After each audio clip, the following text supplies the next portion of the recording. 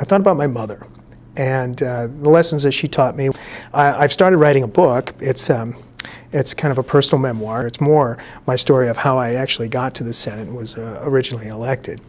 And what I'd like to do, if I could, is just share an excerpt from the book, if I may. It's about the time when we were living in New York City, and my mother was selling insurance, and kind of goes like this. My mother, who always had a great social ethic, sold insurance for Prudential in the boroughs of New York City. She had a partner named Rose, with whom she would walk door to door, selling policies and collecting premiums. She would later tell me how she and Rose would spend their workdays listening to the life stories of inner city blacks, and how clear it was to her that even in the big city, racism was so prevalent that a kid growing up black in the city simply did not have the same chance of success as white kids. She never let me forget that I had an automatic advantage that black kids did not. Race riots in Harlem aired in black and white on television over the summer of 1964, and then in February of 1965, when Malcolm X was assassinated at the Audubon Ballroom in Manhattan, just a few blocks from our apartment on 99th Street.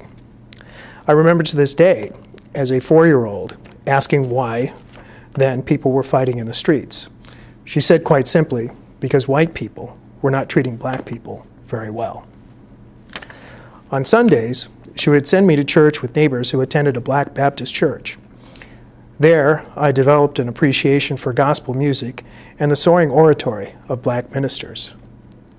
Later, she and I would often reflect on these early life experiences and her work in New York as a measure of progress over the years. As we later moved across the country, often to places both geographically and culturally thousands of miles from New York City, there would be times when she would remind me of the unique advantage my skin color gave me and kept any sense of self-entitlement because of that advantage at bay. My mother was no angel, but for all her failings, allowing racism of any kind, or any kind of discrimination for that matter, to be taught to her children would never be one of them.